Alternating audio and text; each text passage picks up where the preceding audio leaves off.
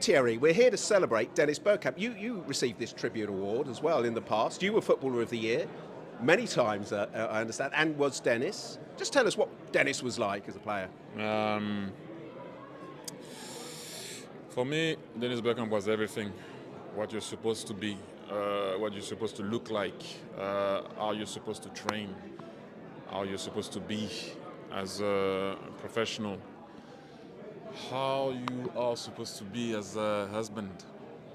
I said it so many times, it was everything that I wanted to be, that I wanted to follow. Arriving at a training ground, it was always first. You ask him to do a drill, I said it so many times, he was going to do the drill to the T and not trying to do something for himself or try to mess up what we were about to do.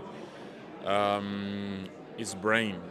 I always say to people, it's kind of weird because people always talk about technique, first touch, fast, strong, smelling a goal or whatever, but not often we go into the depth of talking about the awareness of a player and how clever he was. And Dennis Bergkamp was a mix of all of that, but above all his brain, what he used to see, how he used to understand the game and comprehend what he needed to do and what part of his body he was going to use and the timing of the passing, the timing of what he needed to do. Because I always say to people that if you have a guy that is not technically sound or can do stuff by himself, you cannot understand what it is to battle your head to still do what the game is asking you to do because you can do something different. Do you understand what I mean? Dennis Bergkamp was always doing what the game was asking him to do. And sometimes some of the freaks that we've seen in the game do stuff that sometimes is not what the game is required or what the game is asking.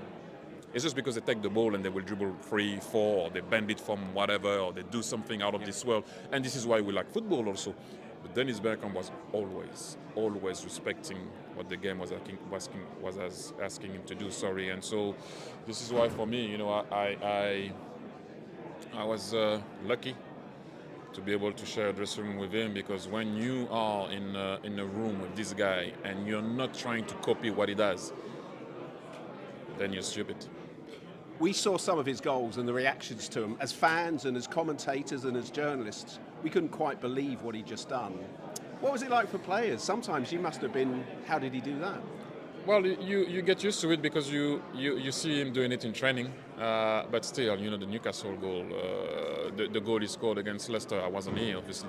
The goals he scored against Leicester that night or afternoon. I don't know when it was because it was dark, so I don't know if it's night or afternoon. But the Argentina goal, the Netherlands, in a World Cup as well. And the same year when he scored the Leicester goals, also, if you remember, very similar. But I mean, there is a difference for me with a goal scorer and a guy that can explain to you what he saw and how he did it. Not a lot of people can explain their goals. Not a lot of people can explain how they did something. Some players react with instinct about something, and they have the ability to react to whatever they created by their first touch or their first dribble. Dennis Bergkamp was seeing the path of an attack or a goal way before it happens, while the ball is traveling. And when you saw those goals, the Leicester goal, the Argentina goal, while the ball is coming to him, you can see that he's thinking about it. Because if you don't think about doing that, you don't do it. Because the first touch will never be that or that. You understand what I mean? Yeah. So that's always something that's just amazing. And I just came for that tonight, to see his goals again. And just quickly, obviously, Arsenal at the moment, struggling a little bit in front of goal. What would they be like with you two up front now? No, I think it's unfair to say that and do that. I like to always remind people. A year ago, it was the same debate. I don't know if you remember, just before the Luton game, people were saying if Arsenal have a number 9, if they had a number 9, they would have been top of the league and stuff like that.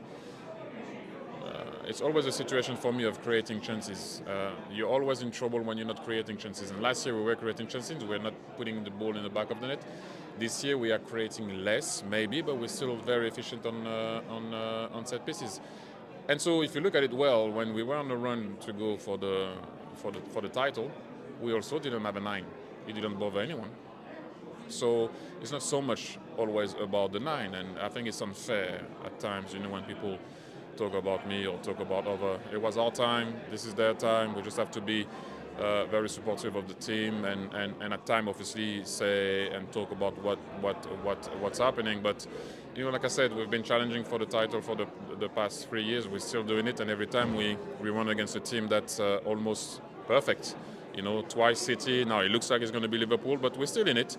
Like I said, and there is a team in charge to be able to find someone that's going to be able maybe to score these type of goals. But so far, he hasn't been that bad. Let's all be honest with it. So yeah. Brilliant. Thanks, Thank Thierry. you.